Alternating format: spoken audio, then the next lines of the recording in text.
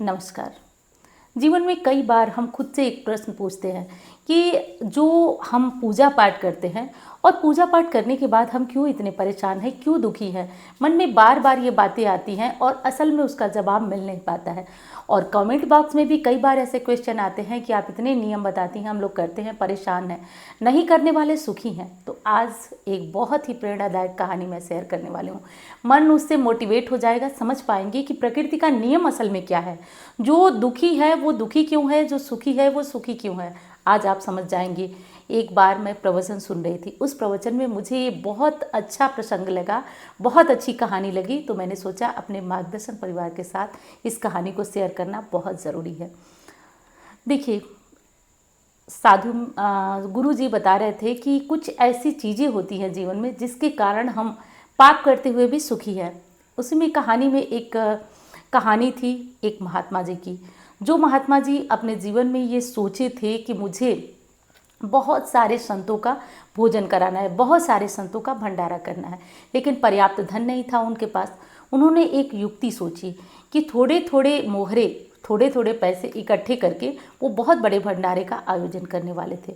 उन्होंने उस युक्ति को सफल बनाने के लिए अपनी जो छड़ी थी, जिसको लेकर, जिस छड़ी के सहारे वो चलते थे, उस छड़ी जो कि खोखली थी, उसमें मोहरे बचाकर, मोहरे यानी कि सोने के सिक्के बचा बचाकर, जैसे बचते थे उनको बचाकर उस खोखली छड़ी में डाल देते थे और ऊपर से उसका ढक्कन बंद कर देते थे। ऐसा करते करते करते बहुत समय बीत गया, बहुत समय बीत गया। तब वो छड़ी भी धीरे धीरे धीरे धीरे मोहरों से भर गए। भरने के उपरांत अब उन्होंने अपनी जो योजना सोची थी कि बहुत सारे संतों का भोजन कराऊंगा, भंडारा कराऊंगा, वो करने के लिए वो प्रयागराज इलाहाबाद में जाने लगे। अब पहले पैदल पद यात्रा हुआ करती थी, ना तो कोई सवारी हुआ करता था। कई दिन लग चल करके लोग बड़ी बड़ी यात्राएं पूर्ण करते थे और जहाँ पे शाम हो जाती थी वहाँ विश्राम कर देते थे।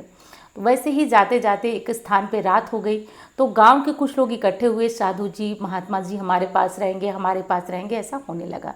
तो महात्मा जी को एक सेठ परिवार ने अपने घर ठहरा लिया। रात को भोजन पानी हुआ, वहाँ महात्मा जी आराम से लेट गए।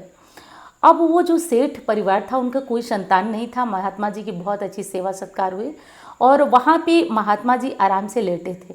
लेकिन सेठ काफ़ी बुद्धिजीवी था, उसको पता था कि ये जो छड़ी है महात्मा जी की, उसमें कुछ तो है। उसने पत्नी से बोला कि ये छड़ी ले आओ। छड़ी ले आकर के जब खोला तो छड़ी में बहुत सारी मोहरें थी। पत्नी से बोला कि सारी मोहरों को निकाल लो और मोहरों के बराबर कंकड़ तोल कर ले आकर पुनः इस छड़ी में भर दो। वैसा ही हुआ, छड़ी में मोहरों के बराबर कंकड़ भर दिया गया। गुरुजी सुबह महात्मा जी उठे, अपना वहाँ से प्रस्थान किए, क्योंकि छड़ी हल्की हुई नहीं थी, बराबर थी, तो लेकर के निकल गए। वो अब वहाँ प्रयागराज में गए, सारा भंडारे वगैरह का जो आयोजन था वहाँ के लोगों से कहकर, बावर्चियों से कहकर आयोजन सब होने लगा।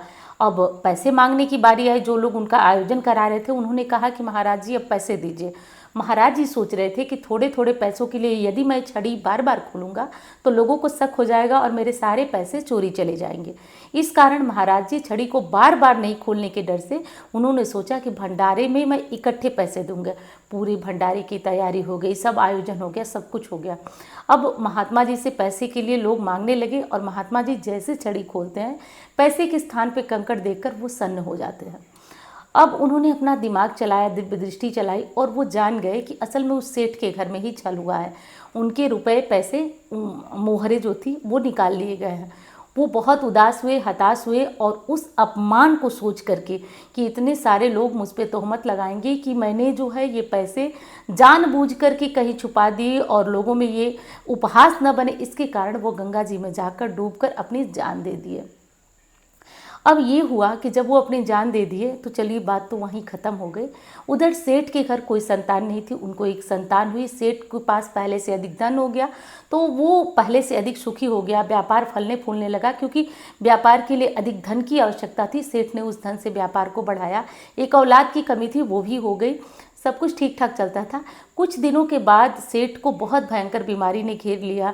जो पुत्र था वो पुत्र कहना नहीं मानता था। अंत में एक समय बीतते बीतते सेठ को ये ज्ञान हुआ कि नहीं, मैंने अपने जीवन में बहुत पाप कर्म करके धन कमाया, शायद इसी के लिए आज मैं भोग रहा हूँ, परेशान हूँ। तो उसने एक भंडारे का आयोजन उसी प्रयागराज में किया और भंडारे का आयोजन करने के बाद अपने पुत्र से कहा कि मुझे प्रयागराज ले चलो। प्रयागराज गए। वहाँ जब गंगा नदी में स्नान करने लगे तो वो डूबने लगे। डूबते समय सेठ को अपने पुत्र में उस महात्मा के दर्शन हुए और ऐसा लगा सेठ को कि वो महात्मा कह रहे हैं कि अब डूबो और मरो, तुमने जो कर्म किया उस कर्म का यही प्रायश्चित है। तो वो सेठ जो था वो नदी में डूब गया और जो पुत्र था वो असल में वो महात्मा जी मृत्यु के पर्यंत उसके यहाँ जन्म लिए अपना बदला पूरा करने के लिए। तो इस कहानी से ये सीख मिलती है कि यदि बुरा व्यक्ति फल फूल रहा है तो कदापि ये न समझिए कि ये उसकी सफलता है। समय आने दीजिए, इंतज़ार कीजिए, उसे उसके किए का फल अवश्य मिलेगा। तो कहानी ये सीख देती है कि किसी भी तरह से भगवत भजन करने में, भगवान के शरण में रहने में कभी कोई बुरा नहीं होता है। और बुरा काम चाहे जितना छुप के किया जाए, चाहे जितनी सफाई से किया जाए, परिणाम एक दिन बहुत खतरनाक आता है। कहानी कैसी लगी बताइएगा ज़रूर। अच्छी लगती है तो लाइक करिए, चैनल को सब्सक्राइब करिए। मिलती हूँ अन्य कहानी के साथ या फिर अन्य वीडियो में। धन्यवाद।